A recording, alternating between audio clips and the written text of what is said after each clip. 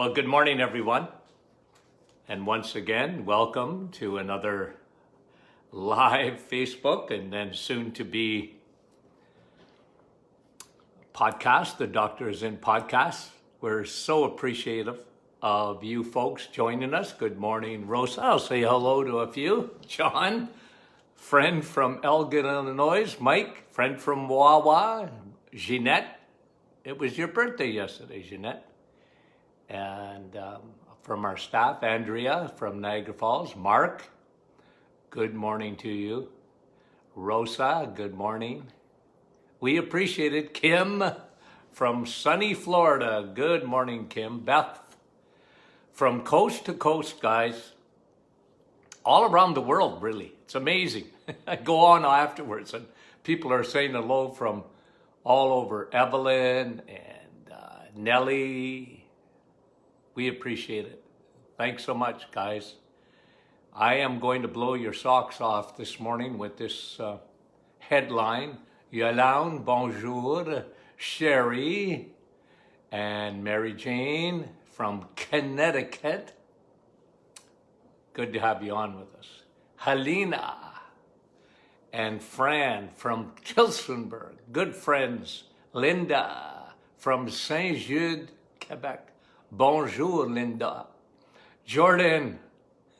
Good morning, Jordan.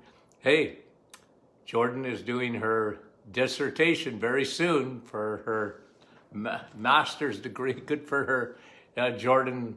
Mark, how are you? Wanda. So many good friends. Thank you so much, guys, for coming on. We appreciate it. Connie and Jerry. You guys are great. Okay, let's talk about this. This is going to, I think, will blow you away. It blew me away. Okay, so here's the headline. Okay, this is American statistics, but Canada, United States. When it comes to this kind of thing in the health-wise, we're the same, okay? 1/4, so 25% of Americans have gut problems.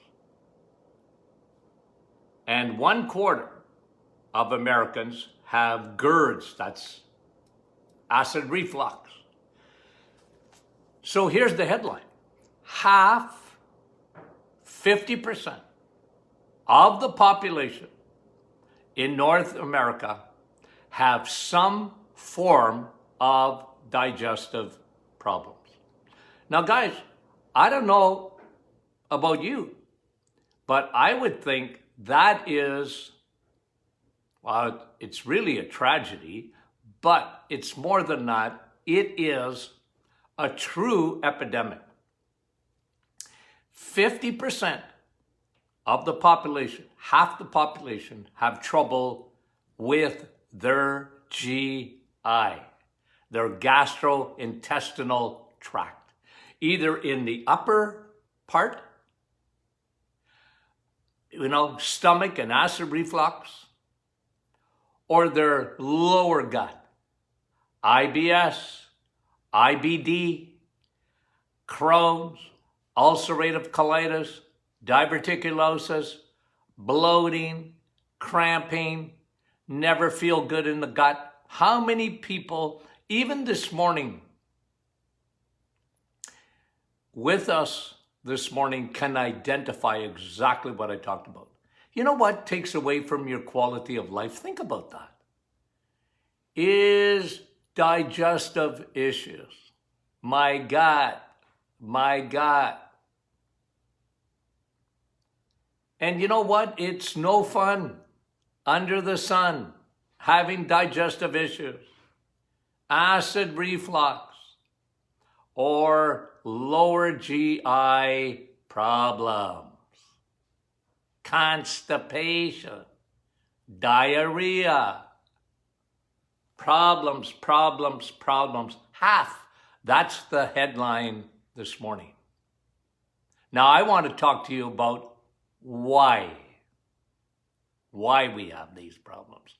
Why is it today, here we are in 2021, would the population, half the population, have GI problems? Half. Might be more than that.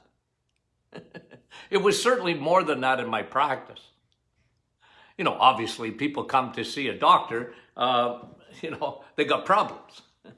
They rarely ever came, although, we had, certainly I tried to encourage people, even when they were feeling well, to come in and, as a preventative thing and, just get all their blood work done and this kind of thing, all the testing, hormonal testing and what we used to do, get it done. But the vast majority of people, it's not, Jesus said this.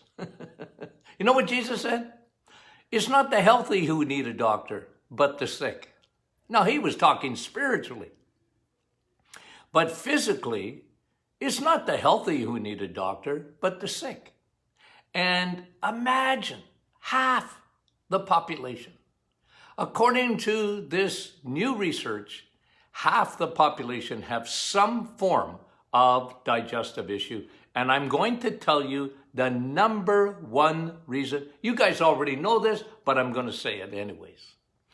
It's the diet. It is because more than half the population are carboholics. Carboholics. They live on carbs. They live on sugar. This is why you have no idea how bad that is for your gut. Yeah. You see, guys, your body is very intelligent. Very intelligent. I've talked to you many a time about the war that goes on in your gut. When you get on a scale, take 3 pounds off.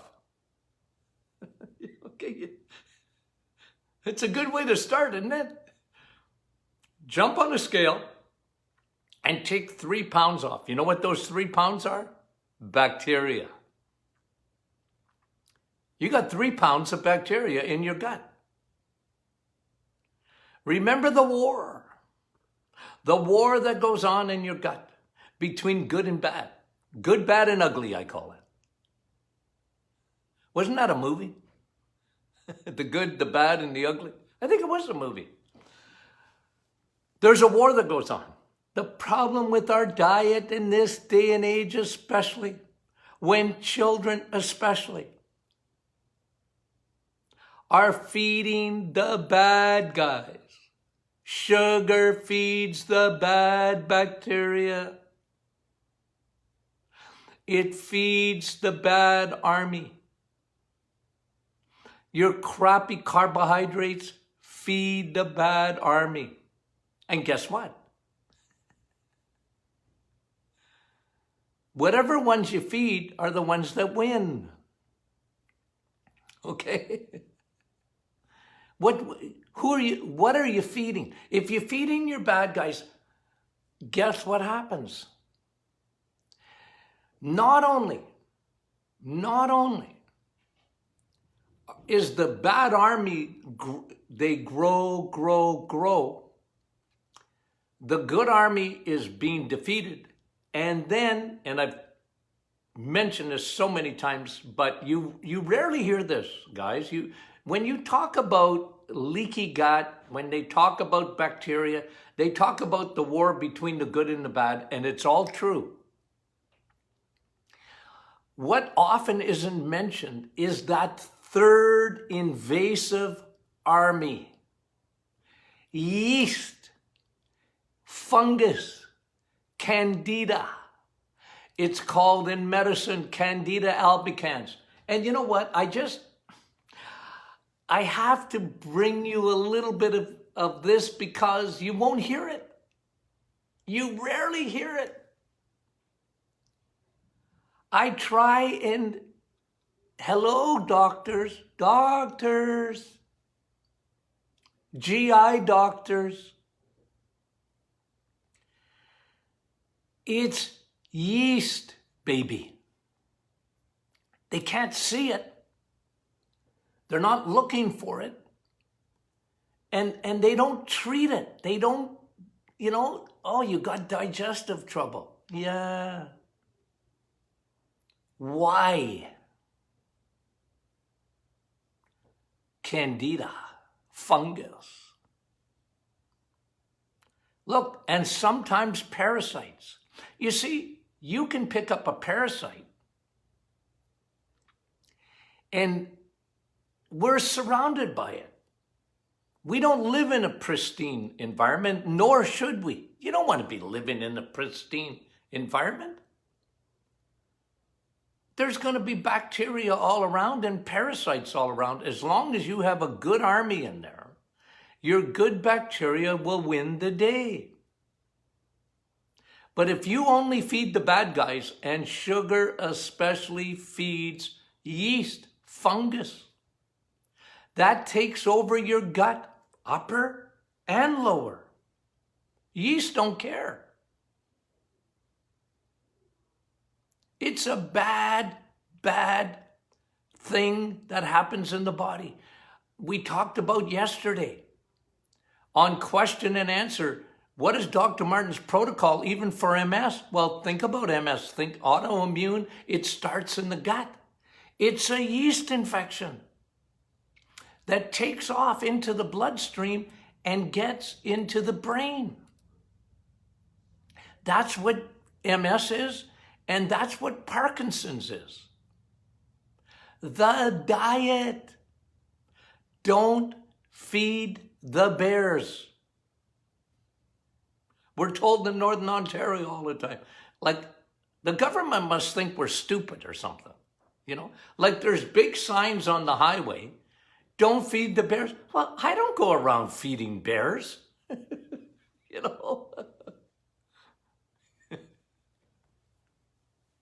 I remember my son, we were out exercising one day, and we were down on the trail in our hometown of Sudbury, and I said, Tony, a couple of my patients were telling me that they saw bears on this trail. He said, Dad, I'm not scared of bears. No? He said, no, I can outrun you. He said, you're in trouble, not me. I said, well, thanks a lot. I said, you wouldn't give yourself up for your dad? Nope. And he shouldn't either. No, but seriously, guys, don't feed the bears. When your diet is so important, this is one of the big reasons for the reset.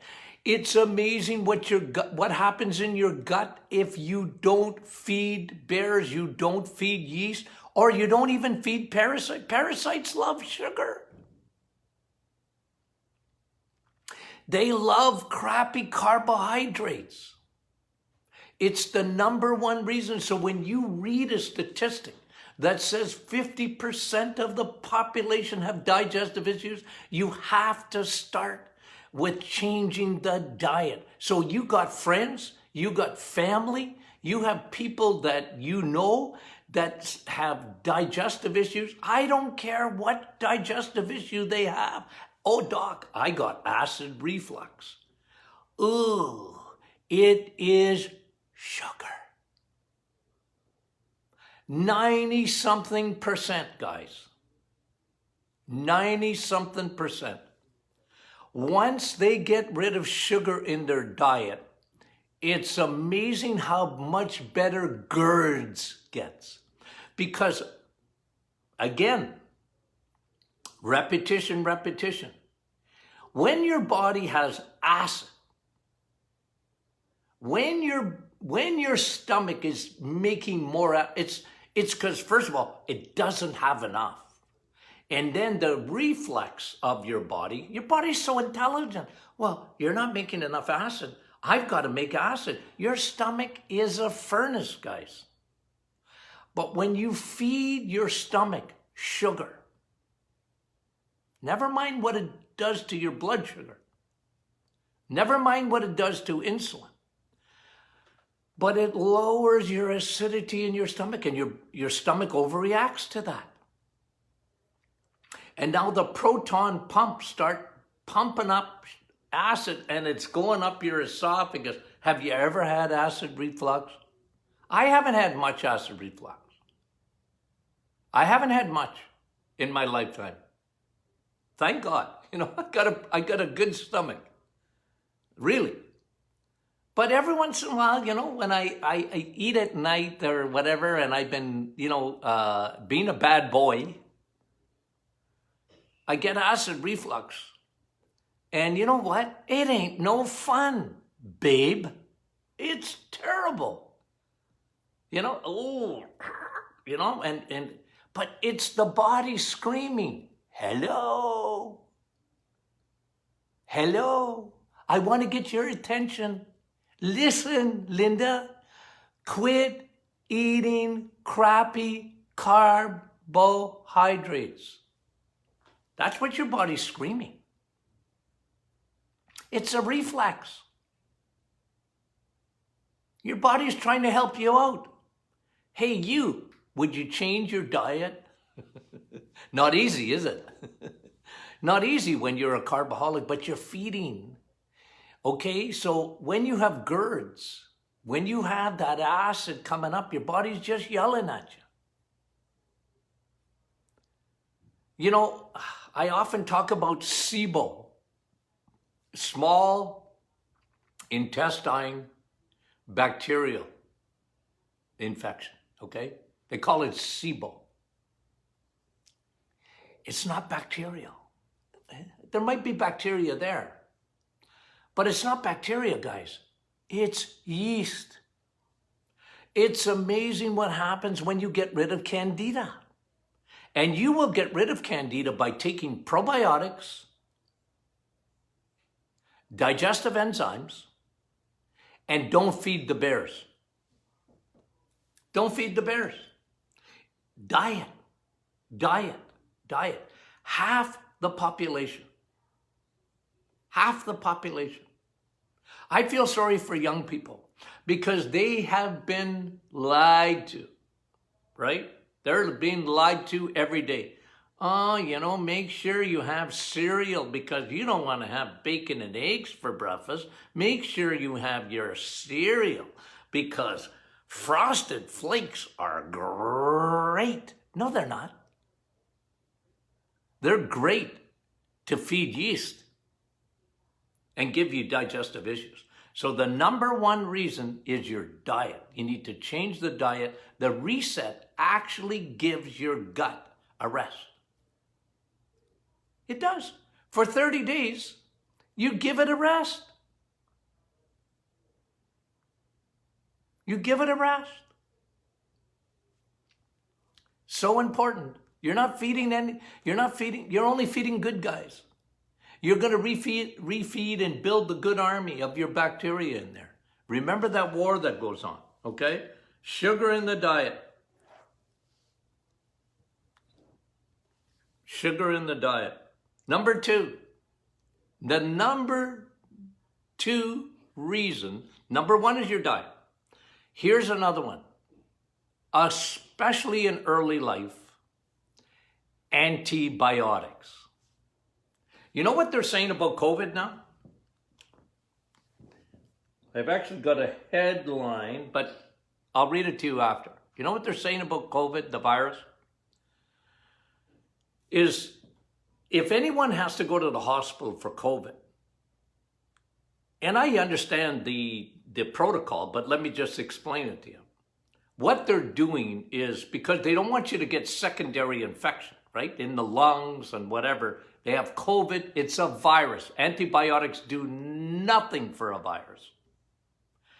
And I understand why doctors give out, and this is a headline, by the way, okay? And I'll find it for you afterwards. What they're saying is we're going to develop all these new superbugs, bacterial superbugs, because they're going to have a resistance to the antibiotics. You see, bacteria are smart. You can't see them. You can barely see them. Okay, you can barely see them. If you got a microscope, we used to in the office, we used to have fun because we used to look at blood. And you would see, ask Jeanette or ask Nicole or ask Brandy, look, I used to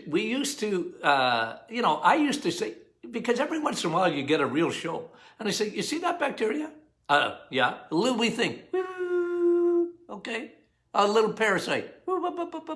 Okay. Moving in the blood because the blood was live. Put it under a microscope. And, this powerful 3200 power microscope. And you could see, and then you see this white blood cell moving. It would chase the bacteria. As a matter of fact, if you Google it, I think you could probably find it. Maybe on YouTube or Google it. And you watch a live white blood cell go after bacteria. You know what the problem is? A big problem in society today is the overuse of antibiotics.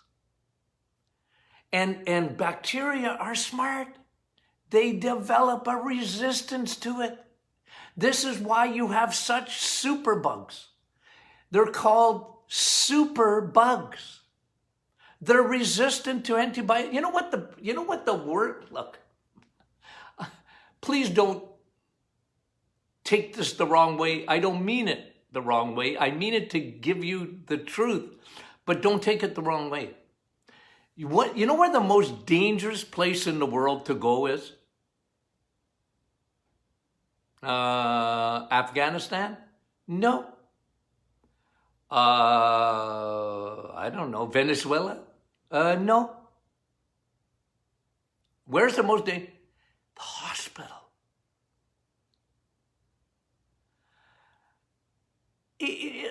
Look, and please, if you're very sick, go to the hospital. Don't call me. Many times a year, I used to, talk to patients and I say, well, you better go to the hospital and get that checked out. Go to emergency. Guys, so please, okay, I'm just making a point. But true, one of the worst places, the hospital. Why? You can pick up a superbug. They're called C. difficile. I understand French. C. difficult. C. difficile. They're difficult to treat because they're resistant to antibiotics. One of the biggest things we're seeing today is cellulitis. It's like unbelievable. How many people have they get an infection in their tissue?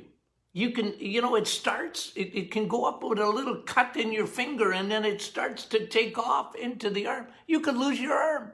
You get an infection in your skin and your legs and it goes into the deep tissue. It's called cellulitis. Why is that? Superbugs. In the 1970s, cellulitis? What? Cellulite? What is that? Unless somebody had all their lymph nodes taken out or whatever, you never saw cellulitis. Today, it's like an epidemic today.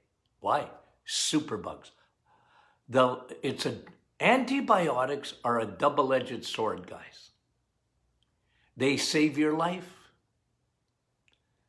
100%. The greatest discovery, you know me, the greatest discovery of the 20th century were antibiotics, guys. The greatest discovery, but they become like a curse of the 21st. They are overused. You never want to give an antibiotic for someone that has a cold. It's viral. It's not a bacteria. And then, oh yeah, but you know what? Mommy insists on child having, if you got kids with ear problems, I get it. I get it. They have a ear and, they're crying, Mommy, I get it. But it's viral. The problem with the antibiotic, especially in the early age, it disrupts all of the gut. It takes away the good 5 days.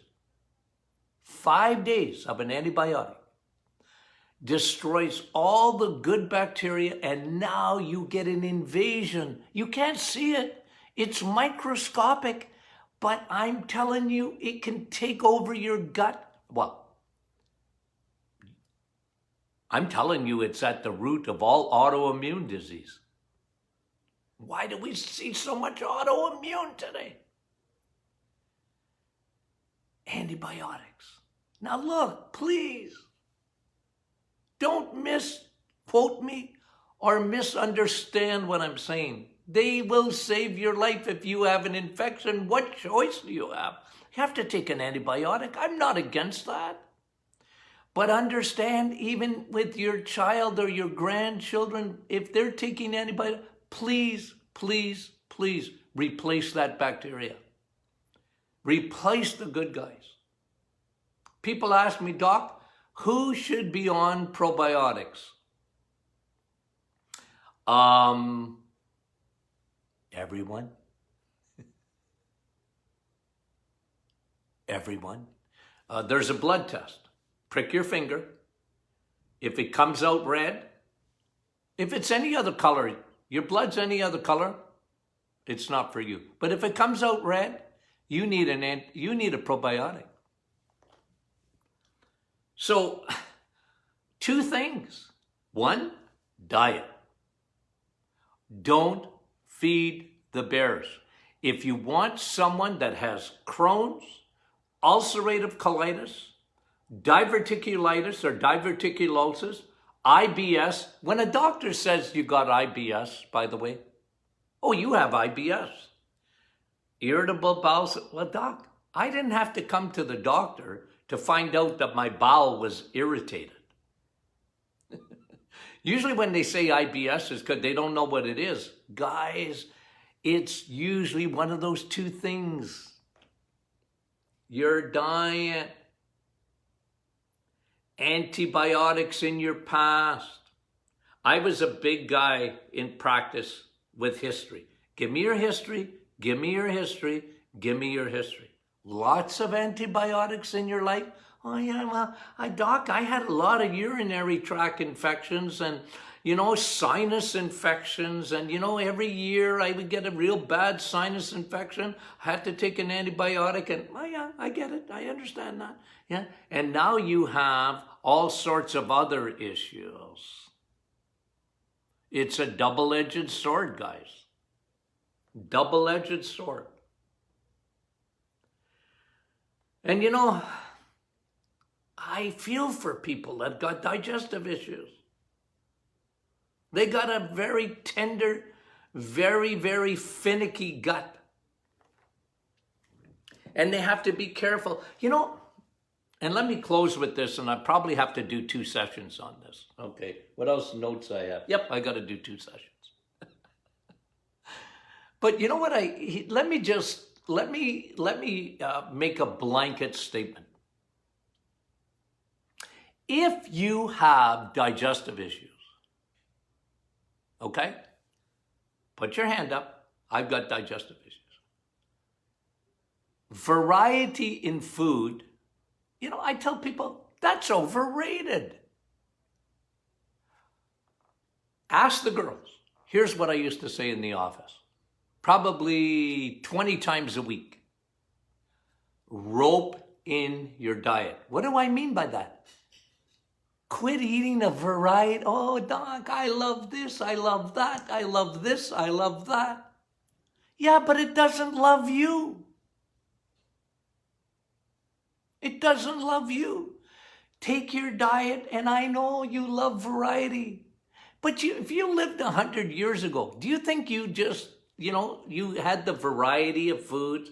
You lived off the land. You know what I mean? Whatever you could grow, and whatever the farmer beside you grew, you had cattle, and you had your chickens, and you had your eggs, and you know what I'm saying?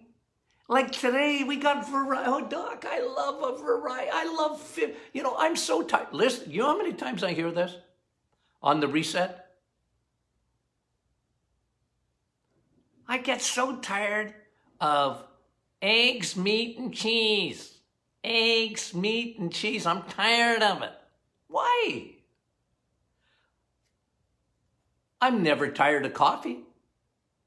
I've been eating bacon and eggs, or sausage and eggs. I'm 69 years old. I don't eat cereal. Ever. Do I get tired of bacon and eggs? No. No, I like it. Every day I like it. Doc, what about variety? Not if you got digestive issues. Cut out the variety. Eat only what doesn't bother you. Oh, but they're having this. Well, you can't have it. You can't. Don't let it bother you so much. You'll get over it. Suck it up, Buttercup. It ain't easy, but suck it up, man. You can't have that. I used to tell patients every day, can't eat that anymore. What? Well, does it bother you? Yeah, it bothers me. Well, stop eating it. Do you mean it? Well, look at this face. Yeah, I mean it. Oh, I used to have so much fun with people. I had more fun because I'm an expression guy. I said, stop. See the stop sign? Stop eating it. Yeah, but I like it. Yeah, but it don't like you. It doesn't like you. You can't digest it. Oh, Doc, I gotta have my milk, so I have lactose-free milk. Nah, stop. You and milk don't get along. Why are you trying to force the issue? Stop it. Your GI is screaming at you, but you insist on irritating it. Okay. You guys are great for putting up with my rants. But remember the headline now, 50% of the population, man, oh man, oh man, have upper GI or lower GI or both problems with their gut. Incredible, isn't it? Okay. Love you guys dearly. Now look, if you're not a member of our private Facebook group, little advertising, please join our group. Our new book, The Metabolic Reset, the #1 selling book in Canada, is available again. Okay, so if you haven't got a copy of our new book, The Metabolic Reset, it is worth reading, man. It is worth reading. And you know what? I'm in the KISS category. Keep it simple, stupid. That's me. Okay? I try and write the way I speak. I want you to understand. I'm not writing to medical doctors. Well, as a matter of fact, I learned this as over the years. You got to talk to doctors simple too. You really do. Make it simple for them so that they understand. Okay. So the book's available. Probably we will do question and answer again on Friday. I missed some yesterday, and I will go over that list too and add to the ones that I didn't answer. Okay, yesterday, because I started ranting again. Okay. Love you guys. We'll talk to you soon.